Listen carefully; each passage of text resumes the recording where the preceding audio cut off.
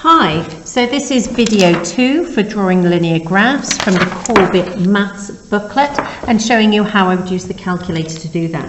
For question number 1, we just used the graph option from the main menu and we plotted it that way. This one, we're going to be using both the table and the graph different options that we've got from the main menu. So this is my previous screen. I'm going to go back to the menu and I'm going to go over to table. In table, you can see the two previous ones I've already had there. I did explain in my previous video that they communicate with one another. What you put into one has it in the other as well, and also it means we don't need to delete them as we go. I am going to avoid using the green one. That isn't always as clear to see on the screen or with the visualizer either. That's just personal preference. So if I go down to the next one, this is asking me to give the table of values for y equals 2x plus 4. So I've just checked them on y equals, so 2x plus 4. So you would enter this on your normal Casio fx-CG50 or your 83, and they would be slightly different with how they do that, or even with the classwares. Execute stores that. Now I'm going to set my table. In setting my table, this is what it looks like on your classwares calculators. I wanted to start at -1. The scroll doesn't work, so it's execute. I want it to end at 3, and I'm happy that it goes up in steps of 5. So execute, execute. Now when I come up with my table, it's got this. Now I have my calculator set up. If I just show you, I did shift setup to have the derivative on, because that gives me the gradient when I'm doing things with gradients of graphs and normals and parallel lines and tangents and all sorts of different bits and pieces. For the moment though, if I turn that off, that'll be less confusing. If I go back, now I draw my table, now we can see my x, and the reason that's y4 is because it's the fourth one I've entered here. So in my table, when x is -1, y is 2. When x is 0, y is 4. That's the same. When x is 1, y is 6. When x is 2, y is 8, and when x is 3, y is 10. Just scroll down to show you that. So my the values in my table correspond to this one as well. Excellent. So I'm going to exit that now. I'm going to go back in my menu and I'm going to go into graph. And in here, I'm going to unselect these two and I'm going to draw this one.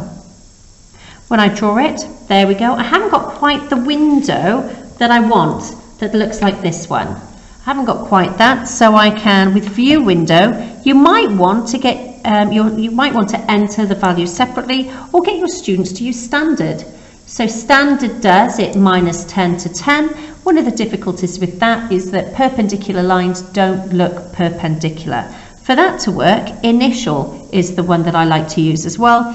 Roughly speaking, if your x value is double your y here, then you will have it so that perpendicular lines are shown on the screen as perpendicular to what you're looking at. So that's a bit further down the line, but something to be aware of.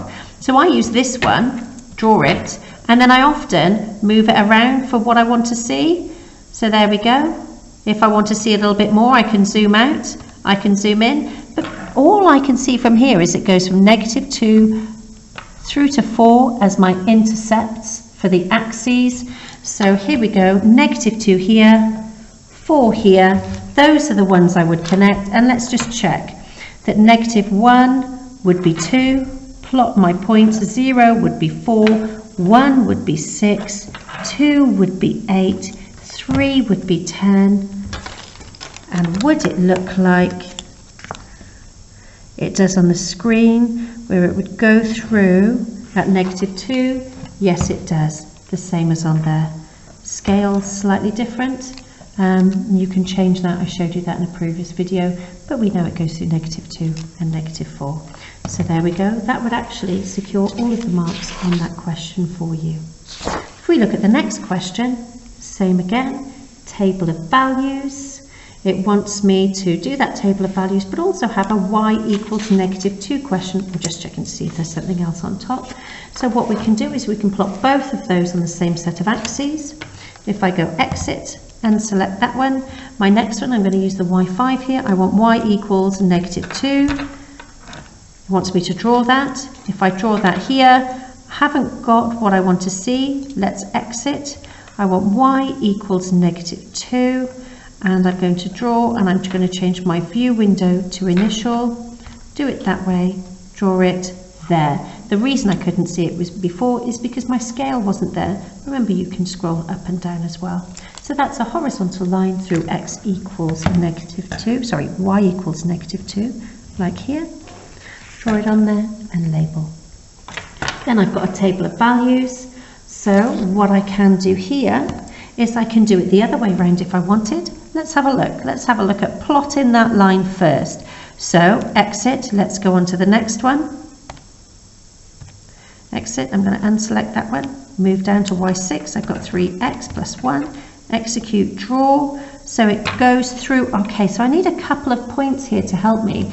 That's what it's going to look like. It's going to go through that axis there, the y-axis at 1, and it's going to go through somewhere a little bit not quite so easy to read between those two. So with my menu, I'm going to go to the table so I can plot some accurate points for that. On table, let's unselect each of these. I've got the 3x plus 1 I've already entered, so I'm going to set my table from -1, but this time up to 2. So set my table -1, go down, change that to 2, execute, execute. Now draw my table. I have -1 is at -2, 0 is at 1, 1 is at 4, and 2 is at 7. So -1 is at -2, 0 is at 1, 1 is at 4, and 2 is at, I wrote the number 2 in there, 7. So 2 is at 7. If I join all of those up with my ruler, there we go. Join those up with my ruler, and then if you want to check that that looks like it should, let's go exit, menu, back to graph, and what I might do here is draw both lines on the same one, change my view window. If I do standard, that's -10 to 10, execute, draw, and then I can scroll around, have it looking a bit like that, and just seeing, let's zoom in.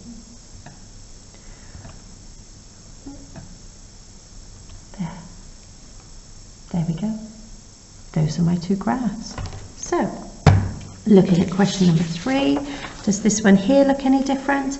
That's got a half x on it. So just to show you, the only difference with entering a half x would be to have that fraction in front, 1/2 x plus 1, and then it'll draw your half x graph for you. And then you do your table and your graph according to the others. Looking at these, nothing new there. Nothing new there, except for it's a -x. You can enter that in the same way. And then there are lots of options. Here is where you get something different. So as we can see for this one, I'll unselect it, miss the green one.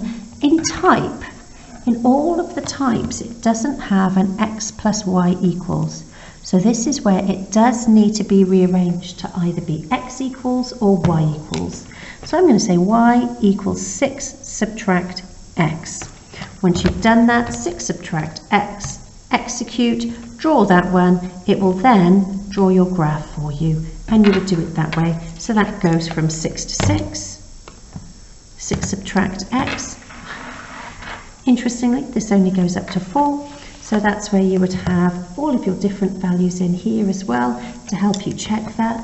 So if we go back to the menu, just go to the table, unselect 3x plus 1, 1/2 x plus 1, and I'm on my 6 minus x. Change my table so it starts at 0, ends at 4, and draw my table. So 0 is 6, 1 is 5, 2 is 4, 3 is 3, and 4 is 2. Plot those points on my axes. 1 is 0 is 6, there we go. 1 is 5, 2 is 4, 3 is 3, and 4 is 2. There we go. And then I draw my straight line.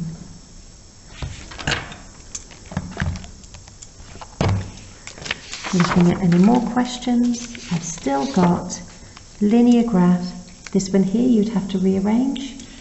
y equals 20 minus 4x, and just do it that way. Here I've got another linear graph, and here it says it wants to know where 4x plus 2 equals 0, and that would just be reading off where it crosses the x-axis. Okay, sorry, 4x plus 2 equals 0. So it's just where it crosses the where it crosses the x-axis, and the reason would be where it crosses the x-axis.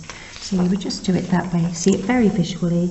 Here, points of intersection of the two graphs, plot them on here, and you'd be able to see it on here, and also on the calculator screen, just like the first question we did. That's question 12. Question number 13 is asking you to plot that graph.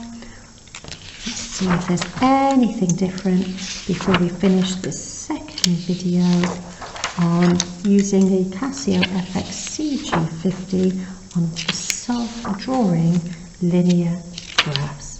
No, that's it. Thank you very much.